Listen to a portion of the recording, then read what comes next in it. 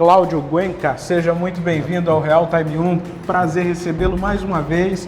Depois de diversos anos, a gente sem se encontrar nas reportagens da vida, prazer te reencontrar. Muito obrigado, Caio, ao RT1 aí pelo convite. Agradeço. É um local muito agradável, muito confortável.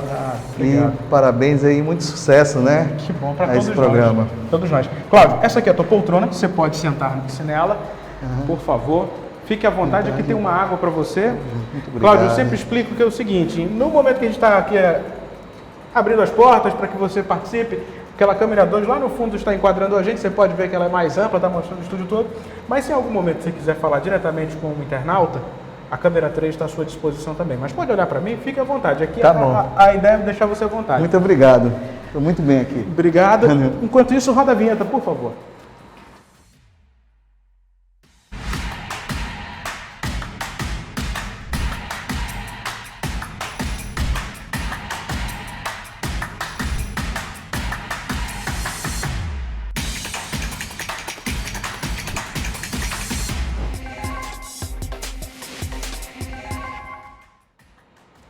Deixa eu apresentar aqui e falar sobre o currículo do Cláudio, porque é bastante extenso e eu explico agora por quê. Ele tem a cara de novinho assim, mas já tem uma bagagem extraordinária. Ele é engenheiro civil, bacharel em Direito, é ex-presidente do Implurb, ex-presidente do CREA, também foi superintendente do Sinduscom aqui do Amazonas, portanto a conversa com ele vai ser sobre Manaus do futuro. Cláudio, obrigado já de antemão por compartilhar teu conhecimento, que a gente vai falar agora um pouco sobre a cidade de Manaus. É importante falar sobre isso. Novamente, muito obrigado pelo convite ao RT1. É um prazer dividir essa oportunidade com vocês. E nosso anseio é sempre o melhor para a nossa cidade, né? Aqui nós moramos, aqui nós trabalhamos, mas nós temos um histórico que nós sabemos que é de desafios. Manaus cresceu sendo uma vila, passou a ser um povoado, hoje é uma metrópole e herda problemas de uma grande cidade. Mas que nós precisamos refletir e começar a enfrentar a cada gestão, a cada ano, a cada momento, para que nós tornemos a cidade de Manaus cada vez mais atrativa ao turismo, ao desenvolvimento e principalmente agradável a quem mora aqui. É isso mesmo. Cláudio, primeira pergunta que eu te faço também está no nosso tema, que é o seguinte: do ponto de vista da infraestrutura, o que Manaus precisa para se tornar uma capital do futuro? Uma capital melhor, com mais qualidade de vida para quem vive aqui? Primeiro, fazendo um breve histórico, nós tivemos grandes momentos de desenvolvimento aqui, que foi o ciclo da borracha, a própria Zona Franca, quando tem as suas indústrias instaladas, o comércio pujante da Zona Franca de Manaus, trouxeram um desenvolvimento acelerado para a nossa cidade. É claro que quando nós falamos em desenvolvimento, nós temos que trazer junto o planejamento urbano. Nós temos um plano diretor urbano e ambiental muito atual para a nossa realidade, mas nós temos dificuldades que nós enfrentamos e nós sabemos disso, que é a dificuldade em andar pelas calçadas, são as vias que nós temos hoje na nossa cidade, que com certeza a época foi planejada para um determinado momento, mas como o crescimento é dinâmico e muito rápido, acaba que nós enfrentamos essa problemática da mobilidade urbana. Os geógrafos chamam de crescimento explosivo. Com certeza. É algo que você não consegue prever. Isso.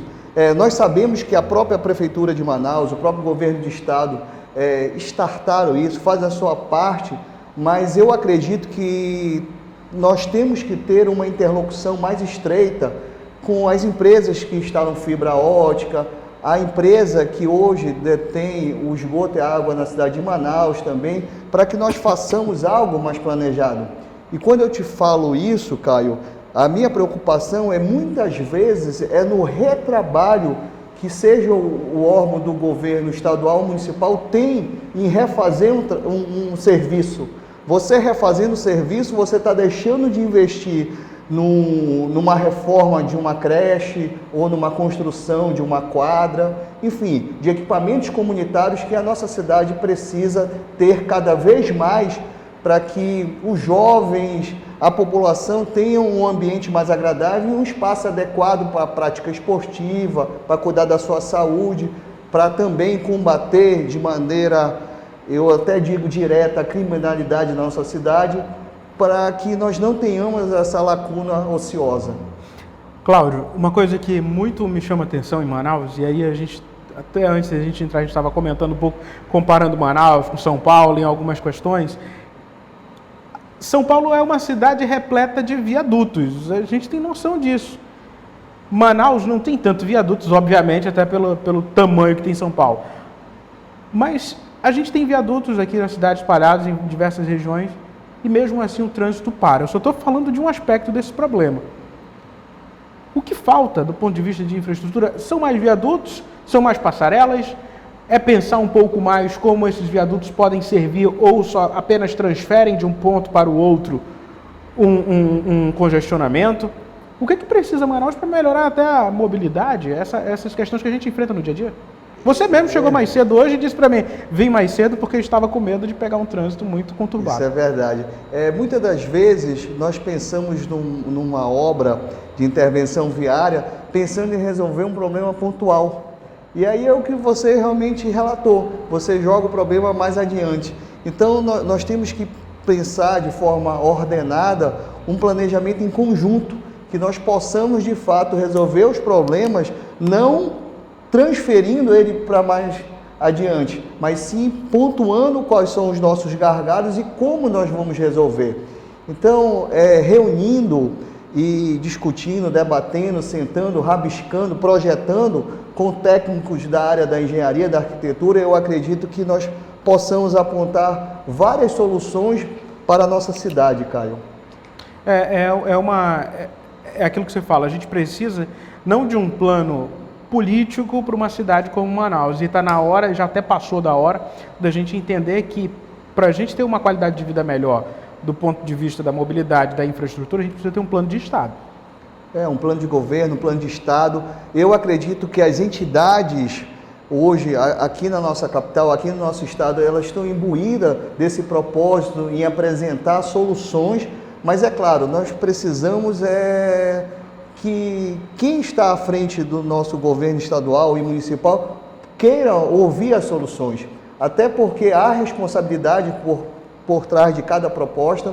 Você sabe que uma federação da indústria, um CODESE, uma ADEME, um Sinduscom, eles com certeza trabalham de forma a integrar tecnicamente suas propostas para que nós tenhamos soluções viáveis e executáveis aqui dentro da nossa cidade. Então nós precisamos ter esses ouvidos abertos por parte de quem está à frente do poder executivo estadual e municipal. O primeiro passo você falou que é a discussão, que é você chamar, até anotei aqui uma frase, temos que pensar um planejamento em conjunto e não um planejamento pontual. Qual seria o segundo passo do ponto de vista, olhando para Manaus, uma vez que a gente percebe que a azimuth dessa bússola de crescimento, vou repetir mais uma vez, o crescimento explosivo aponta para o setor norte da capital, a gente está criando um problema daqui a 5, 10 anos, fácil, já é um problema. O trânsito nessa região, a mobilidade. O que precisa ser feito hoje? Com certeza, Caio, nós precisamos, depois de tudo bem debatido, bem discutido, colocar isso no papel, através de um projeto, através de um memorial, através de um levantamento de necessidade bem específico. Porque hoje eu cito a você e aos ouvintes do RT1, um bairro planejado que nós temos, o Parque Mosaico, sim, que criou vias de ligações lá na Avenida do Futuro, pretende ligar a Estrada da Ponta Negra também, mas é um bairro que está sendo adensado lá, um bairro planejado, que é rodeado por outros bairros, como Lírio do Vale, Augusto Montenegro. Planalto, fica no Planalto, na verdade. Fica no Planalto, mas que é algo estudado, foi feito um master plan para aquela área. Você percebe que com o crescimento apontando também para aquela área, haverá rotas de escoamento e como você pode ser atendido pelos equipamentos públicos, áreas reservadas para você colocar uma UBS, uma creche, uma delegacia, para que a região seja dotada de equipamentos e atenda aquela população daquela localidade. Quem veio aqui ano passado foi Geraldo Feitosa, do INDT, e eles estão com uma unidade deles ali, atuando ali. Ou seja, eles disseram, a justificativa para atuarem ali, qual foi? Nós estamos num bairro planejado onde eu vou ter transporte coletivo, onde eu tenho rede de esgoto, eu tenho facilidade para sair dali e consigo ter equipamentos que em outras regiões eu não teria, como o próprio distrito, que é um problema histórico do ponto de vista de quem tem uma estrutura como aquela, como o INDT que ali ficava. Ou seja, os bairros que poderão surgir deveriam constar dentro de uma legislação que precisariam respeitar pelo menos o básico de tudo aquilo que foi planejado no Parque Mosaico. É verdade, ali é um exemplo de bairro planejado, é algo que Manaus deve seguir, e aí trazendo um pouquinho para o lado do ente público, nós temos que também fazer reflexões no sentido, vamos desapropriar uma determinada área porque as pessoas estão morando em área de risco, mas só desapropriar, talvez você enfrente vários tipos de problema, porque quem está sendo retirado daquela área não aceita o que a prefeitura ou o governo do estado quer pagar, e para o governo e para a prefeitura isso é muito que está sendo pago àquele cidadão.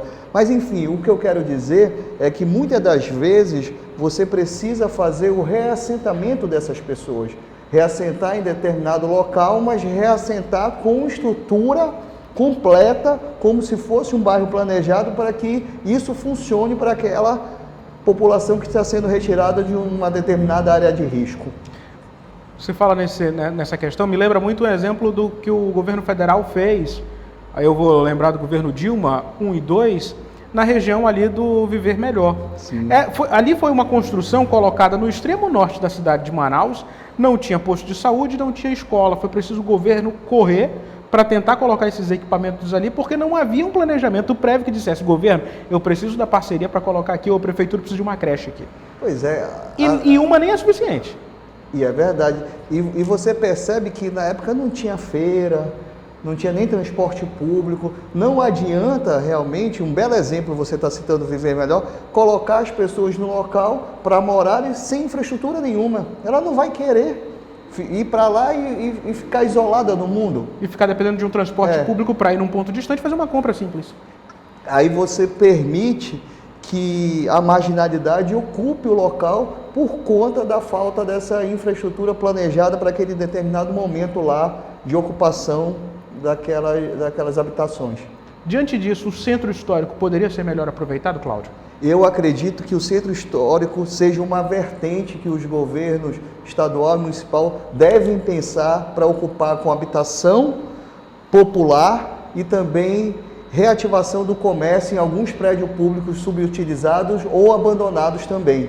Até porque você percebe que em outras capitais você já houve a ressignificação, a reentrega do centro para a população, e Manaus ainda caminha nessa direção, eu acredito, mas que precisa atuar de forma forte para que os prédios que estão subutilizados ou abandonados sejam utilizados pela população de uma forma ordenada, através de um projeto bem planejado, e que o comércio comece também a funcionar em outros horários. Porque senão você acaba, como você falou, dando espaço para a marginalidade. Eu lembro que em 2015 ou 2016, eu conversei com o Paulo Henrique, que é o presidente do IMU? Hoje é o Paulo Henrique também, mas é o Paulo Henrique lá do Instituto Amazônia, que fica ali na Bernardo Ramos. E a gente conversando sobre isso, sobre cidade, sobre aquela região do centro que é tão importante, de um contexto histórico e pouco aproveitado, ele dizia, olha, a gente fez um levantamento, ele tem isso tudo catalogado, a gente fez um levantamento aqui nessa região e a gente consegue mostrar que, por exemplo, o prédio do INSS que está ali, o prédio do INSS, salvo engano, o que ele me falou, se a memória não falhar, funciona o térreo, o primeiro e acho que talvez no máximo o segundo andar. Os outros andares para cima são vazios. Estão vazios. São equipamentos do governo que poderiam ser realocados no INSS, deixar como moradia ou reaproveitar. O professor Paulo Henrique, de fato, através do Instituto Amazônia, tem esse mapeamento realizado. Você citou agora esse prédio do INSS, eu lembrei agora um prédio próximo à Associação Comercial do Amazonas, próximo à ACA, que é da antiga Receita Federal lá, também ocupado de forma desordenada. eu lembro que há um tempo atrás ela sofreu ou teve um princípio de incêndio lá, então totalmente ocupado de forma a não ser planejado aquela habitação, aquele prédio lá. E a gente precisa de alguma maneira, Caio, sensibilizar quem está à frente, que ele queira fazer, que realmente ele queira modificar o pensar, o olhar lá para o centro da cidade. Então, eu acredito como entidade, o Instituto do Amazonas também pode cooperar e muito para que o desenvolvimento do centro chegue o mais rápido possível. A gente precisa olhar para a cidade de Manaus, e aí é um problema das grandes capitais também, é um desafio para as grandes capitais, o ponto de vista de tornar a cidade cada vez mais inteligente, de tornar os equipamentos que estão disponíveis hoje mais inteligentes. A gente até tentou isso lá em 2014, eu lembro, por exemplo, uma coisa básica que pode funcionar para a capital, poderá funcionar ou não, quero a tua opinião sobre isso, que é os semáforos inteligentes. A partir daí é um começo de uma história, é o começo de algo que pode ser viável para a gente. E Manaus suporta uma tecnologia como essa? De fato é viável ou meu pensamento está equivocado? Não, eu acredito que Manaus precisa viver de fato integrada às cidades inteligentes. Pode começar através do semáforo inteligente, mas ela precisa integrar de alguma maneira os seus serviços públicos. Hoje, quando a gente fala em semáforo inteligente, não seria só onda verde, hoje seria os semáforos com câmeras apropriadas a auxiliar o SAMU, a auxiliar o Corpo de Bombeiros, a auxiliar a própria polícia. Enfim, nós temos que integrar a tecnologia, a convivência dos habitantes e principalmente a gestão da nossa cidade e do nosso estado. Cláudio, para ir caminhando para o fim dessa nossa conversa, eu quero te fazer uma pergunta do ponto de vista de quem vive na cidade mesmo, de quem convive aqui. A solução, ela não é imediata. Não dá para a gente dizer que isso vai acontecer ano que vem, mas ela leva de médio a longo prazo. Mas um primeiro passo precisa ser dado. Para começar, precisa ser revisto o plano diretor, por exemplo, dessa cidade? Eu acredito que o plano diretor, apesar de eu reputar e considerar um plano diretor muito atual, como a nossa cidade é muito dinâmica, ela precisa realmente passar por revisões periódicas, tá?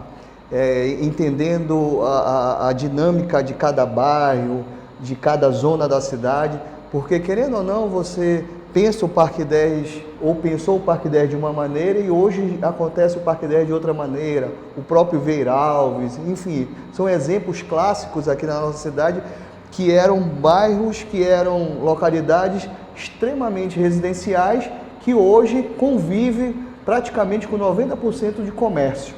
Então, é claro, nossa cidade é muito dinâmica, mas nós precisamos iniciar, dar um passo maior, cuidar um pouquinho do que está abaixo da nosso asfalto, da nossa terra, porque nós convivemos com problemas e aí problemas históricos de drenagem. Você até conversou comigo lá fora, nós falamos da drenagem lá do centro histórico da cidade de Manaus, que precisa, é a galeria da época dos ingleses, que precisa sofrer uma reforma, que precisa sofrer uma reformulação. A drenagem do centro da cidade de Manaus, ela precisa de um projeto que realmente funcione. Apesar de ficar enterrado, nós não podemos simplesmente cavar a rua, colocar tubo e achar que resolvemos o problema é que não resolvemos, né? Você sabe que precisa de um projeto, precisa ter uma inclinação, precisa saber para onde essa água vai escoar, para que realmente ela funcione em momentos que nós somos visitados pela chuva. Então, a cheia que está se aproximando agora. Você fala num ponto e me leva a entender o seguinte: a gente está falando de uma galeria histórica dos ingleses de mais de 100 anos. Manaus cresceu tanto, o centro próprio, a demanda do centro cresceu muito.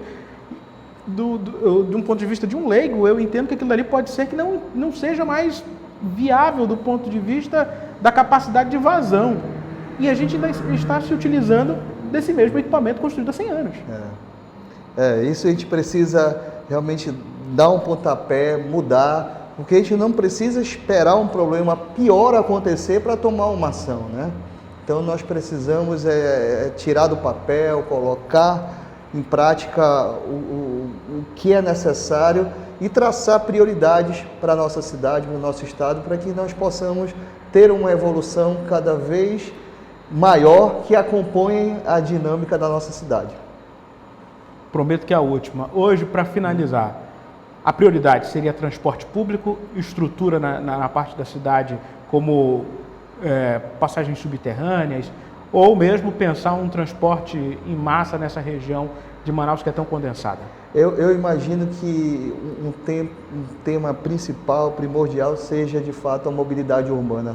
Nós temos que pensar o transporte público de forma geral, aliado a obras de infraestrutura que possam interligar as regiões e facilitar o escoamento do transporte de massa. Seja ele um transporte de massa que já houve a especulação um tempo atrás aqui na nossa cidade de se trabalhar com metrô de superfície, de se trabalhar com outros veículos de massa, um VLT, enfim. E nós temos que pensar de fato e colocar, chamar especialistas para que a gente dê um passo maior e pense a cidade como uma metrópole que mereça esse olhar mais arrojado para o desenvolvimento. Cláudio, quero te agradecer. Nosso tempo é curto, dá vontade de ficar aqui mais um bom tempo conversando com você, mas obrigado por ter reservado um tempo e ter atendido meu telefonema. Eu te agradeço. Não, eu que agradeço, Caio, o convite, a lembrança, para que eu pudesse participar do RT1 e dividir um pouquinho a nossa expectativa, o nosso sonho, o nosso anseio, para que nós continuemos a desenvolver a nossa região, a nossa cidade. Perfeito.